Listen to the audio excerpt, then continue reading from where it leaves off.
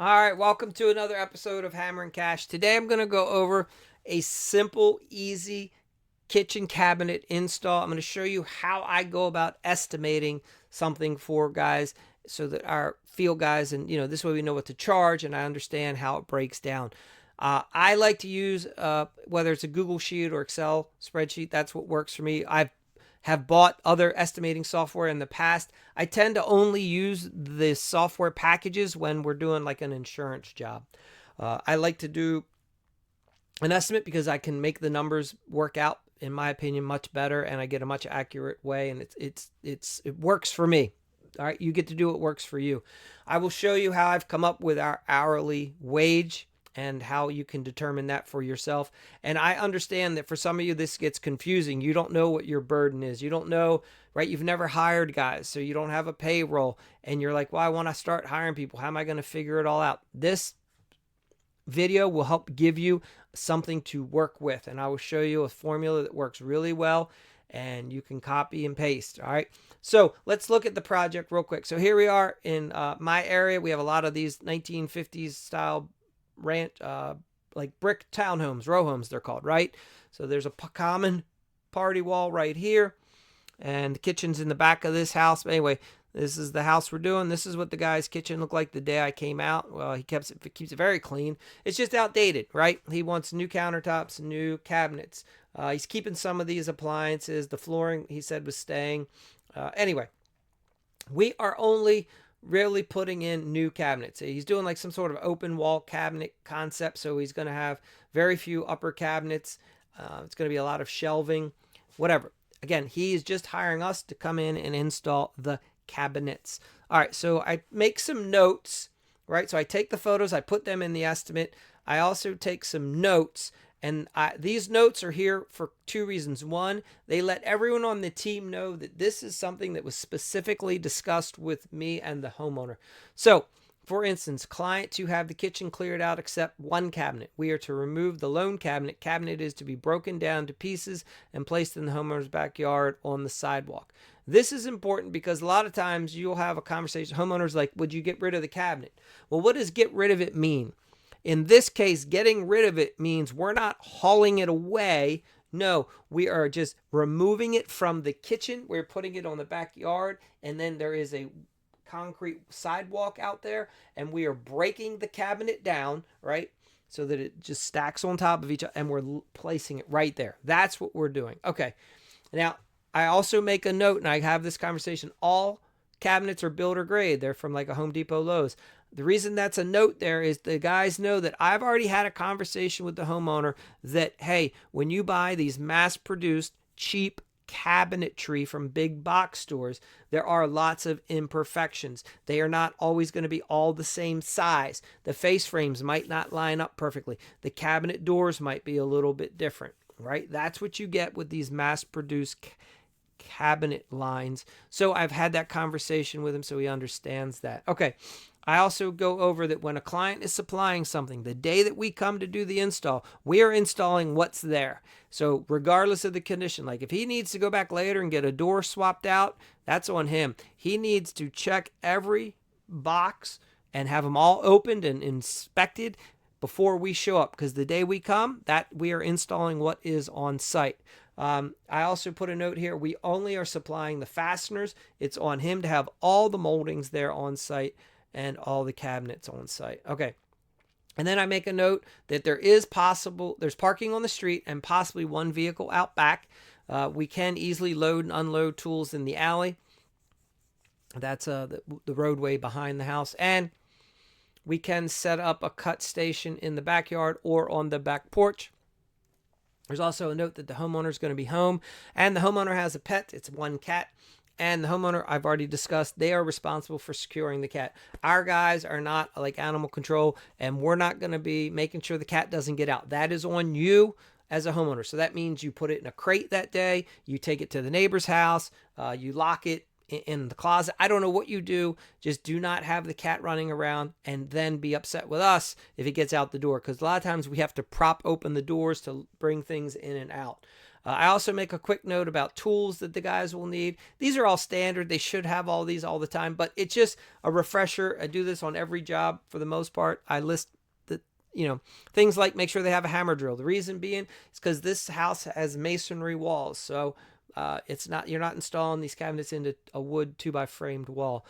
They need to make sure they have the shop vac, table saw, chop saw, and their pony clamps, jaw clamps, level, square, 4-foot, 6-foot ladder, foldable bench, drill, circ saw, sawzall, multi-tool. All right, basic things. All right, so let's get into the estimate itself. All right, this is how I use an Excel spreadsheet or a Google Sheet.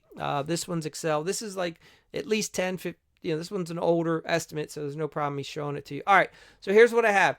Over here on the left side, I write down what we're doing, right? In this one, we are removing a cabinet. We're installing 7 cabinets. We're installing a microwave. We're installing ripped trim, installing crown, base, and quarter round. Then I have like a basic line for setup, cleanup, and installing cabinets into block. That's an extra item. And then I have a miscellaneous here and a material subtotal. Okay. I break my estimates out this way. I like to have my materials in the first column. Then I go into how many days, and I use decimal points for things that are like an hour, right? I actually have a separate line item that is hours. The hours column gets multiplied by the rate, and that gives me my total labor. And then you can see here, labor and materials. So that takes the total labor times the material column to give me that. Then in a perfect world, I just double everything. That's my ideal situation. So it gives me that price. In most cases, I write a separate item over here, what I think we should charge. Okay. And then I'll break it down even more. So here's how it comes up, right? We're going to move a cabinet. That should only take a half hour. We're going to set up install 7 cabinets. That shouldn't even take 4 hours. We're going to do a microwave. That should take an hour. We're going to do the trim, all these trims, right? All that should take 2.5 hours. There's setup and clean up, right? So a half hour for each, and then an extra hour to deal with the cabinetry going into the block wall. That's very generous. They are not going to need that much time. But again, you never know. They could run into some crazy scenario. I'm just giving them, I set our team up for success all the time. Okay, so at the end of the day, this job could take 10.5 hours. This is if somebody's newer. They're very slow. They're not efficient. They run into every problem possible, right? All the issues, whatever. They're distracted a bunch. The homeowner's talking to them. There is no way it could take 10.5, but on average, this guy will be done in less than 8 hours. But that's how I bill it. All right. That's how I break it out. All right. So at a bare minimum, we need to charge $1,200. I have a line here for a management fee. We are not adding the management fee to this project because we're not using a bunch of subs and other things. So at the end of the day, $1,200 is very real. I was bidding this at $1,585. And that was based off of me coming up with these numbers over here, thinking that more realistic, that job should cost $1,570. So I like the number $1,585. The reason I show this to you is if I get pushback or the homeowner or whatever, for any reason, I can go down to $1,200. In fact, I could even probably go a little bit lower, and I'll explain that in a minute. So let's look at something. You might be asking, well, Mike, how do you come up with $115 for your hourly wage? Good question. Here's how I do that. I have an hourly wage breakdown sheet. Let me expand this for you. All right. So for those of you that never hired someone, this could be very helpful. So let's look at your 2 typical guys out in the field. Let's say you have a lead carpenter and a helper. Let's say your lead carpenter makes $75,000 a year and your helper makes $40,000. This is what that comes out to as hourly, about $36 an hour. And 19. Now your numbers might be different. You might pay, 85. So you might pay 40 or 50. I'm just showing you what we were paying at one time. Okay. So I then have to factor in Social Security, Medicare, federal unemployment, Maryland unemployment, state income, local income, workers' comp, and health insurance. So I add all these are percentages. Sure, they vary and change, but this just gives you a rough breakdown. Again, if you have a payroll person or an accountant, you'll get your exact numbers, but this spreadsheet just gives you a way to get a rough idea, right? So on average, my lead carpenters cost me $49 per hour. My helpers cost me about $28, and that project manager, he would cost me closer to like $55 or $56. Now, I factor in a 25% overhead. You can put in a different number here. That's fine.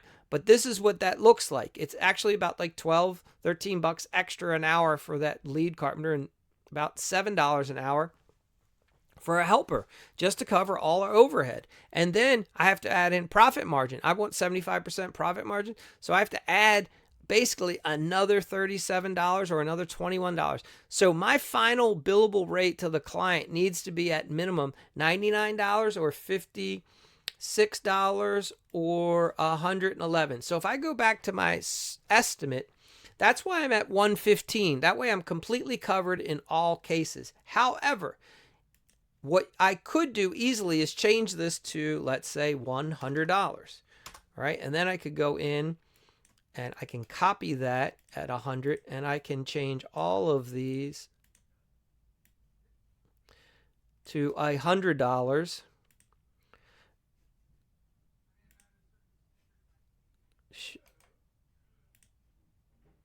It should just let me do that. Hold on. Some days the mouse just doesn't want to work. I'm going to make that paste to it. All right, so we're just going to do 100, 100, 100. You see what we're doing here, right? 100, 100, 100, 100. Okay, so at the end of the day, I could go as low as like $1,100. All right, and that would make sure I'm still covered because I'm not using a project manager over here. But technically, because I have a project manager in the company, this should be closer. Whatever. You see what I'm saying? So you have flexibility. You can make these numbers what you want them to be. So I'm going to keep everything back at 115. That way I know I'm covered. So I copy that.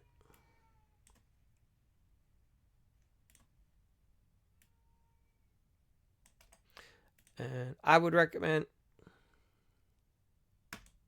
so for you guys, I would recommend you keep everything at the higher rate. It's just safer. Okay, so this should help you. And again, if you've never hired anyone, now you understand an estimate of what it could look like, right? So when we go over here, you figure out, who am I hiring? A helper? Okay, so I have to factor in all these extra things. So when you're paying someone 20 bucks an hour to the company, that's his cost to the company is more like $28 an hour, right? Because I got to pay all these other things. So make sure you understand all that. That way, when you go out and you do your estimates, it gets much easier for you. So I hope this helps.